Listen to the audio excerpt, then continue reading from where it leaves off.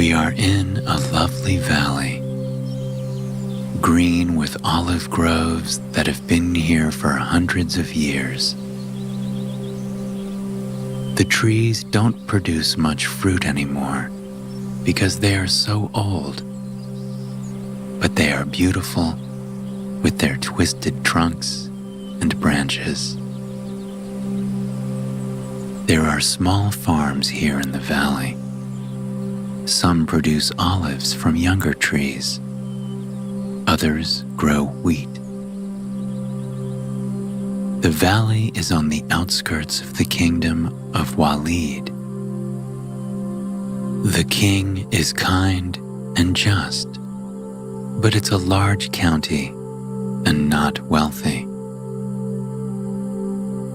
Remote areas don't get much attention, which makes the valley popular as a hiding place for outlaws. Our hero, though, is not an outlaw. She's a poor, honest, hard-working artist. Aliyah lives with her mother and father in Bisbis, one of a handful of villages in the valley. Their cottage is one room. In the far corner at the back is the stove where her mother bakes bread to sell at the village market. Next to it is the table where her father weaves baskets, which he also sells. Against one wall is their big bed, and on the opposite side is Aliyah's small bed, which she shares with her dog, Kalb. It's tidy and cozy, and the family is happy there. Outside, behind the cottage, is where Aliyah creates her art.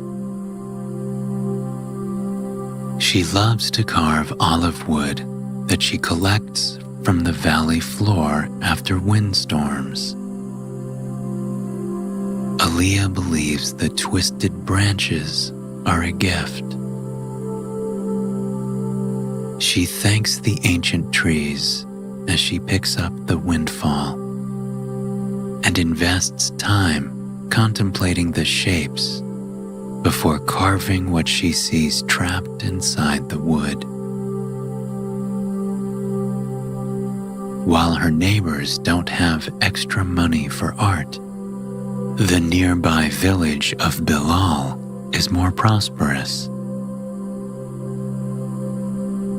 Aliyah borrows her father's mule and travels there once a month for the arts and crafts market. Over time, she has become known in the valley for the quality of her carvings and usually manages to sell out each month. One beautiful summer day, a band of thieves rides through Bisbis. But Aliyah doesn't pay much attention. It happens so often, there isn't anything remarkable about it. They probably are headed to the nearby inn, she thinks. It's known for its good food and comfortable beds. But Aliyah has other priorities. There was a windstorm recently, and she needs more wood. That's because she has a special commission. The client owns the flour mill in Bilal and is very wealthy. He wants a carving in honor of his favorite horse. If she can fulfill the commission, he might bring her steady business and recommend her to other wealthy clients. Aaliyah just needs to find a piece of wood with a horse inside she can see. Despite the outlaws, Aaliyah feels safe wandering the valley's ancient olive groves alone. The thieves know better than to ruin their good hiding place by bothering a villager and risking attracting the attention of the king. Besides, she has Kalb for company. Aaliyah walks slowly through the trees, enjoying the day. The sun is shining, but it isn't hot under the branches. The light is filtered and softened by millions of oval-shaped olive leaves. A light breeze cools her face, and she smiles as she anticipates many beautiful branches to collect. She just hopes one will work for her commission. Aaliyah's cloth bag is half filled with suitable wood when she hears a group of horses headed her way. While she isn't afraid of the outlaws, she knows she shouldn't talk to them. So Aaliyah calls Kalb over to her and tells him to be silent. They hide behind one of the largest, oldest trees, waiting for the group to pass. It's a large band of thieves, at least 40, and each on a beautiful horse. The outlaws are happy, and Aaliyah can see why. Each horse is laden with heavy bags, filled almost to bursting with their ill-gotten gains. The group is a mix of men and women. Each carries a long, curved sword and a scabbard around their waist. Some have daggers too. They all wear loose, comfortable pants and shirts, and they're not in a hurry. The outlaws keep their horses at a walking pace as they laugh and joke amongst themselves. Aaliyah wonders where the thieves could be going with those heavy bags. There isn't anything in this part of the valley but old olive trees and a group of rocky hills. She stays behind her tree as the group comes to a halt in front of the tallest of those hills, about 100 feet from where Aaliyah is hiding. The outlaw leader, or so Aaliyah assumes, gets off her horse and looks around carefully.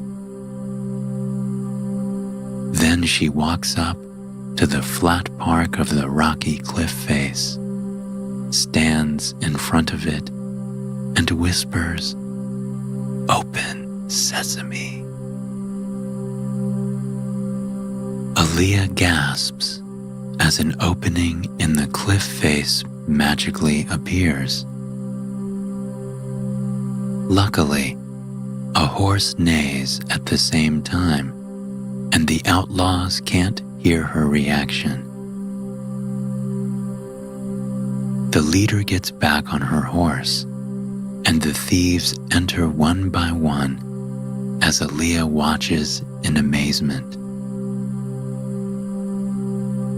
The opening disappears and becomes rock again after the last person on horseback goes through. Aaliyah knows she should take this opportunity to leave, but her curiosity is too great. She looks down at Kolb, who has decided to take a nap. Aaliyah chooses to wait it out. She sits next to Kolb, her back resting against the tree, still hidden from view. She scratches the dog's ears, takes a deep breath of the clean, fresh air, and lets her mind wander as the sunshine and the light breeze put her to sleep. About an hour later, she's awakened by the sound of horses. The door has opened and the thieves emerge. Their bags now hang empty from the saddles. As the last outlaw on horseback exits the cave, the opening again disappears. The group heads back toward the village inn. Once they are out of sight, Aaliyah leaves Kolb still napping next to the tree and heads to the cliff face. She looks carefully for an opening, but there are no lines showing a door. No cracks reveal where the thieves entered. She runs her hand over the gray rock. It feels solid. She knocks on the cliff face. It sounds solid. There's no hint that anything is inside except more rock. But there's one thing Aaliyah hasn't tried. She stands back, takes a deep, calming breath, and says the words she heard the thief whisper. Open sesame.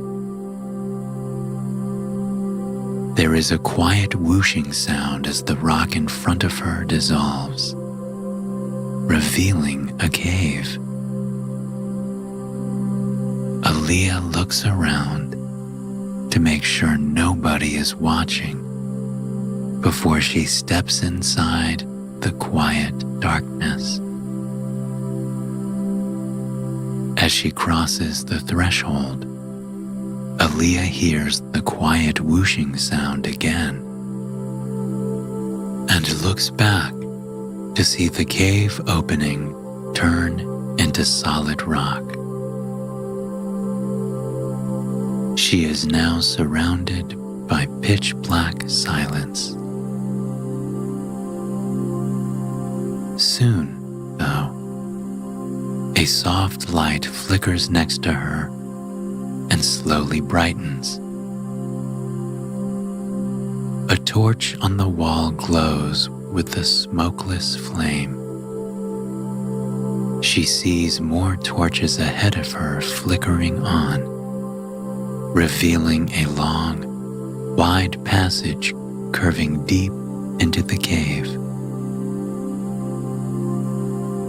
Aaliyah breathes deeply again. Once, twice, 3 times to calm herself.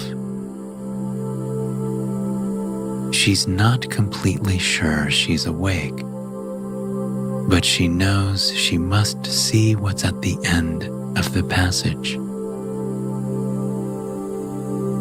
She starts walking, slowly, following the torch-lit path. The passageway is wide and tall, perfect for people on horseback. Aaliyah notices the air is fresh. There must be an opening somewhere for ventilation. She wonders how such a cave could exist without any of the villagers knowing. How long has it been here? What kind of magic created an opening that disappears with a simple command? After minutes of walking, Aaliyah is eager to learn what's at the end of the passageway. A curve ahead shows she's coming to something much brighter than the gentle light of the torches. She starts to breathe a little faster, anticipating what she might find. Aaliyah comes around the bend and stops. Mouth and eyes open wide. She has arrived at a huge cavern, filled with mounds of treasure. To her left are piles of golden coins. Some are small and thin, similar to what she gets for her best artwork. Others are as large as her palm. She picks up one of the largest, marveling at its weight, before letting it drop with a clinking sound back into the pile. To Aaliyah's right is a mountain of jewels. She has never seen a precious gem up close before, so she can't be sure what kind each is.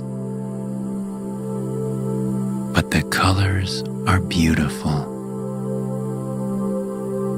Some are deep green, others are bright red. The clear ones, she guesses, are diamonds. They are cut to reflect light, enhancing their beauty. She picks one stone up, examines it carefully, and lets it drop back into the pile. In front of Aaliyah is a gallery of paintings on easels and sculptures on pedestals. These she takes her time examining. The canvases depict landscapes, still life, and portraits in deep, rich oil paints. They're held in ornate gilt frames. Each one is a masterpiece. The sculptures are carved from marble, and she marvels at the exquisite detail. She spends several minutes examining a tiny carved hand, in hopes of improving her own skills through this study. There's much more in the cave: furniture, hand-woven carpets, ceramics, all in their own sections. The cavern seems to go on forever, but Aaliyah knows it's time for her to leave. Her parents will worry if she's gone much longer, and Kalb probably has awakened by now and is looking for her. Aaliyah leaves the cavern and retraces her steps back toward the cave entrance. The torches dim and then go dark as she walks past. She hopes the magic words will allow her to leave the cave as easily as she entered. When she reaches her destination, the last torch still glowing, Aaliyah says the words, "Open Sesame." But nothing happens. She says it again. Still nothing. She wonders what to do next when she hears a deep voice behind her say, "What have you taken?" Aaliyah turns quickly and sees a huge jinn glowering at her. He floats a foot off the ground, and the top of his head nearly reaches the ceiling. He's dressed in loose golden trousers with a wide silver belt studded with jewels.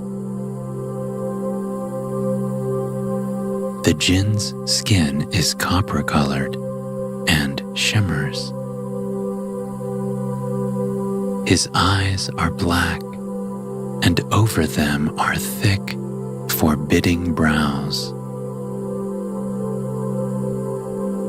His strong arms are crossed over his chest. Again, he asks, "What have you taken?"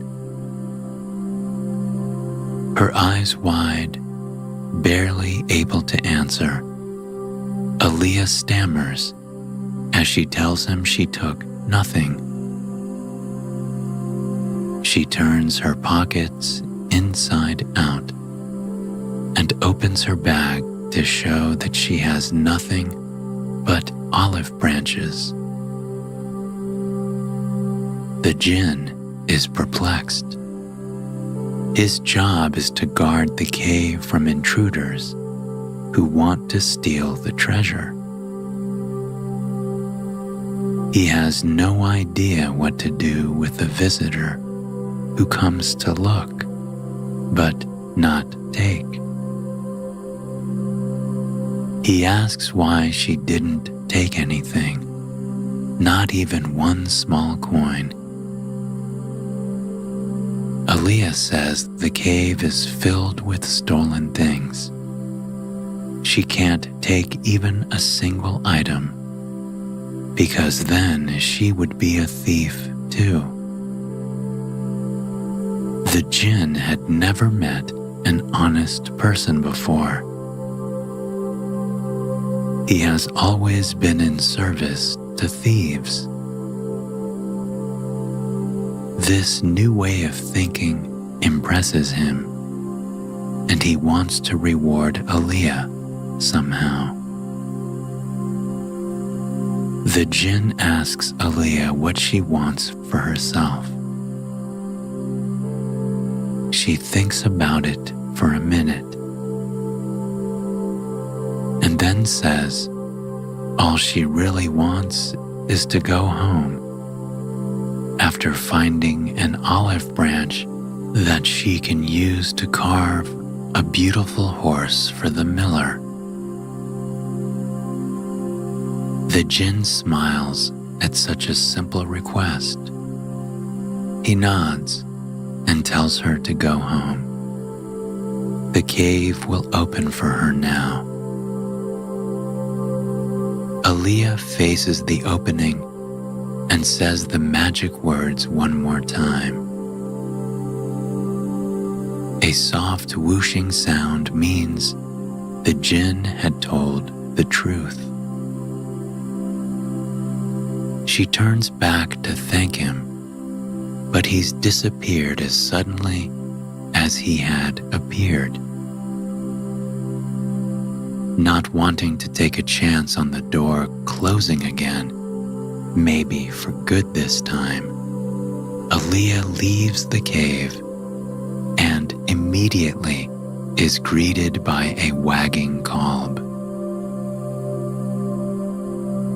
She can see by the sun's position in the sky that she needs to start for her village now if she wants to get home before dark. She and Kalb wind their way through the olive trees, and she contemplates her strange adventure. A magic cave, piles of treasure, a gallery of beautiful art, and a djinn. She still isn't completely sure she'd been awake and not dreaming.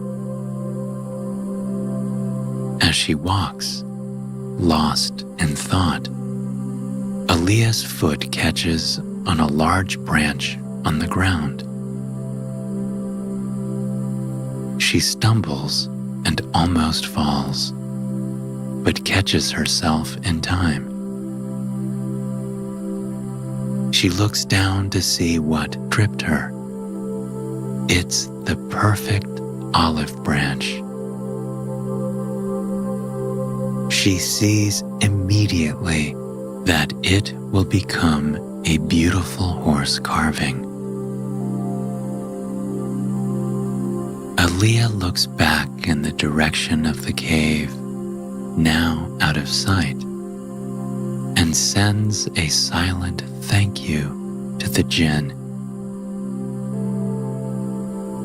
She now has exactly the treasure that she wants.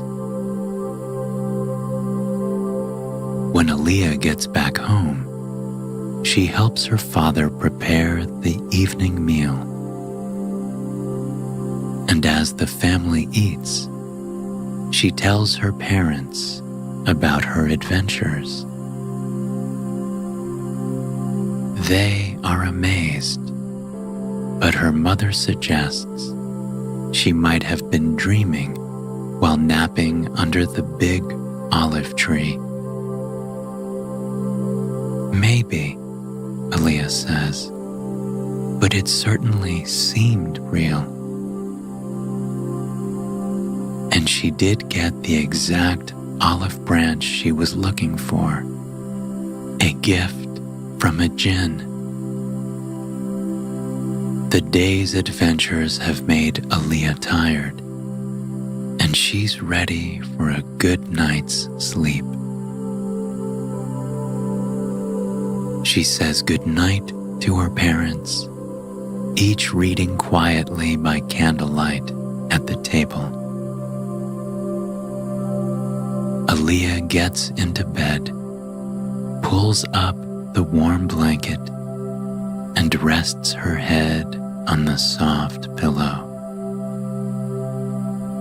Kalb climbs up next to her, curls up against her side, and lays his head on her stomach. She closes her eyes and envisions the inside of the cave. Aaliyah paints a picture in her mind of the glittering mounds of gold and jewels.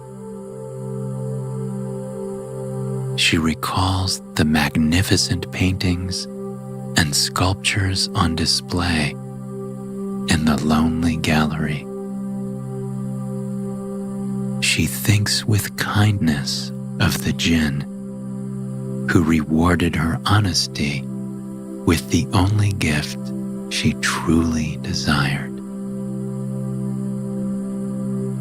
Perhaps she would carve something for him to show her gratitude and leave it outside the cave.